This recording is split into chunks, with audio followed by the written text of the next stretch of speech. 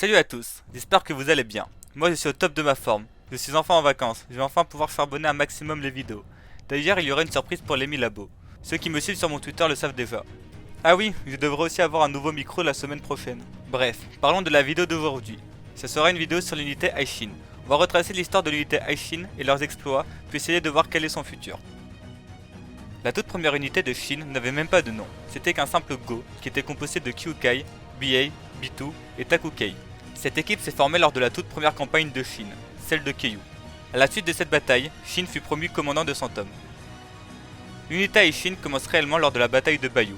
C'est le grand général Uki qui donne ce nom et les désigne en tant qu'unité spéciale, chargée de tuer le général ennemi Fuki.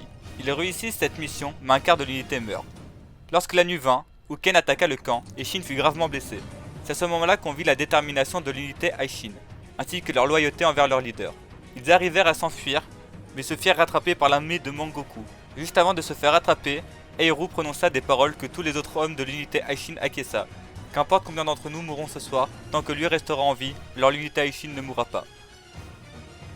Puis toute l'unité Aishin confia Shin à Bitu et partirent faire diversion. Bitu, bien que blessé, porta Shin et le mit en lieu sûr, mais décéda suite à ses blessures, mais avec le sourire aux lèvres car il avait réussi sa mission. Suite à cette bataille, Shin fut promu et l'unité Aishin passa à 300 hommes. 2 ans plus tard, lors de la campagne de Sanyu, Shin est promu temporairement commandant de 1000 hommes, car Rinko avait tué la plupart des commandants. Leur nombre a été renforcé par 700 hommes de la défunte unité de Kakubi. Les 700 hommes comprenaient également une unité de cavalerie dirigée par Sosui, lieutenant de Kakubi, qui deviendra ensuite lieutenant de l'unité Aishin. D'ailleurs, on voit pendant cet arc le clan Seiseki qui a une vie supérieure aux autres, ce qui va leur permettre de se repérer contre Genpu, mais malheureusement, après cela, on n'entend plus parler de cette tribu. Suite à la victoire de Shin contre Rinko, l'unité passe officiellement pour une unité de 1000 hommes, mais perdent leur lieutenant Kyukei qui est parti venger sa sœur. L'unité Aishin est affaiblie à cause de cela, et perdent plein de batailles car l'unité n'est plus organisée car c'était Kyukei qui s'occupait de la stratégie. Shin était sur le point d'être rétrogradé, mais Buten lui proposa un stratège qui pourrait intégrer son unité. C'était son frère Muki, mais au final c'est Karyoten qui y allait et a intégré l'unité. Pendant la coalition, l'unité Aishin n'est pas vraiment mise en avant, sauf pendant la bataille de Sai, où elle s'occupe du mur nord de la ville. Suite à cette bataille, Shin devient commandant de 3000 hommes, et 500 hommes de l'armée de Dukshu rejoignent l'unité de Shin. 2 ans plus tard, l'unité est devenue une unité de 5000 hommes, avec Shin qui est passé commandant de 4000 hommes, et Kyukai qui est passé commandant de 1000 hommes. Lors de la bataille de Kokuyu, BA rejoint temporairement l'armée de Kanki, pendant que Naki et son clan rejoignent temporairement la Aishin. À la fin de l'arc, BA se fait virer de l'unité Aishin car il a volé un bracelet sur le cadavre de quelqu'un. Suite à cela, il commença à déprimer, mais quand il entendit certains hommes de l'armée de Kanki parler mal de Shin, il se mit en colère et les frappa. C'est à ce moment qu'il comprit ce qu'était vraiment l'unité Aishin. Il se fait ensuite tabasser par ces mêmes hommes. Quand il se réveilla, il était dans un lit avec Shin à ses côtés, qui lui expliqua quel genre de général il aimerait devenir, et quel genre d'unité il voudrait avoir, dans un discours que toute la Aishin entendit. D'ailleurs, à la fin de cet arc, Naki décida de se joindre à l'unité sur un coup de tête.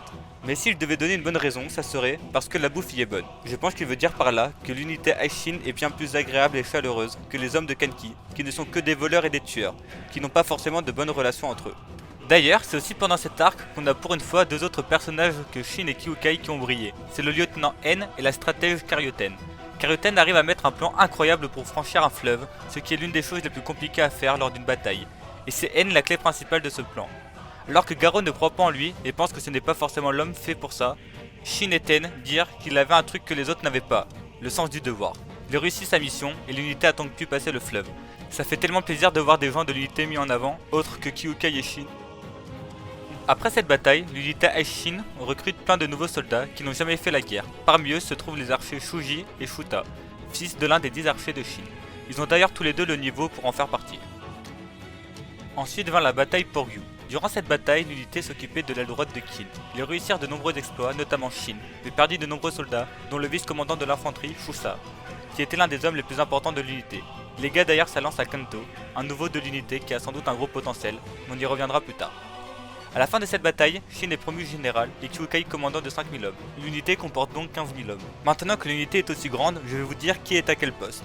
Rishin en tant que général, Kyukai en tant que lieutenant et commandant de 5000 hommes, Karyoten qui est stratège avec 100 gardes et messager pour elle. Comme commandant de 1000 hommes, il y a N et Sosui qui sont des lieutenants de la Aishin, puis il y a Garo, Naki, Denyu qui sont des unités spéciales de 1000 hommes. Il y avait aussi Gakurai, mais ce dernier est décédé récemment. On a aussi Sugen qui est commandant de l'infanterie et commandant de 1000 hommes. on a Dene et Haru en commandant de 500 hommes, ainsi que 5 commandants de 100 hommes, qui sont Ryuyu, Biei, Shutetsu, Ryusen et Takukei, qui sont tous les 5 sous les ordres de Heiru. Et pour finir, il y a Jutan, ainsi que 800 archers qui forment une unité d'archers, ainsi qu'une unité de reconnaissance de 100 hommes commandée par Shi. Bon, je sais que ça fait beaucoup d'infos à digérer, mais je vous mets le schéma ici. D'ailleurs, il y a aussi une grosse force de frappe qui a rejoint l'unité, je vais bien sûr parler de Kyurei. Bon, maintenant parlons du futur de l'unité Aishin. Je pense que Shin a encore plusieurs paliers avant d'être un grand général. Il devra d'abord passer par commandant de 30 000 ou 50 000 hommes, et pour cela, il a besoin de guerriers plus forts. Certes, quand il sera grand général, il aura Kyukai en premier général, et il lui en faudra d'autres. Je pense à 2 personnes en particulier, Sosui et Naki. Même si je miserais bien plus sur Naki. Il nous a pas encore montré son potentiel, mais on sait de se dire que quand il est énervé, il est bien plus fort que Reido. Donc on suppose qu'il a le niveau général. Il est loin d'être bête. Parlons de Kyurei. Niveau puissance, il ne faut aucun doute qu'elle atteindra sans doute assez vite le niveau général, ou plus ou moins ce niveau. Mais elle a besoin de gagner beaucoup en maturité et en expérience militaire. Une fois la maturité et l'expérience acquis, Kyurei sera sans doute premier lieutenant de Kyukai. Je vois bien Garo passer commandant de 2000 hommes à la fin de la bataille pour pouvoir prendre avec lui les soldats de Kakurai. J'évoquais que Naki pourrait être général dans le futur, mais je pense que Shin recrutera sans doute un jour un très bon soldat qui pourrait faire l'affaire. Mais bon, l'un n'empêche pas l'autre. Parlons un peu de Kento. Je pense qu'il est promis à un très bon avenir. C'est le nouveau de la Aishin sur lequel Hara met le plus l'accent, et en plus il a hérité de la lance de Shusa. Et on sait que Hara aime beaucoup ce genre de symbolique. Je pense que dans le futur, il sera au moins vice-commandant de l'infanterie, comme l'était Shusa. J'ai aussi envie de vous parler d'une théorie qui me fait mal au cœur, mais qui pourrait arriver selon moi. Je pense que tout va mourir, et qu'en parallèle avec la mort de Uki et celle de Dukshu, il léguera aussi quelque chose à Shin. Et ce quelque chose, c'est toute son armée, c'est-à-dire l'ancienne armée de Uki. Grâce à cela, Shin pourra avoir l'une des plus puissantes armées de Shin, et avoir beaucoup de généraux puissants. Bien évidemment, si cela arrive, ça sera vers la fin du manga. Voilà, la vidéo touche à sa fin, j'espère qu'elle vous aura plu. Je sais que la vidéo contient beaucoup d'informations, mais je voulais faire quelque chose d'assez complet. Si ça vous a plu, likez et abonnez-vous. Sur ce, bonne journée.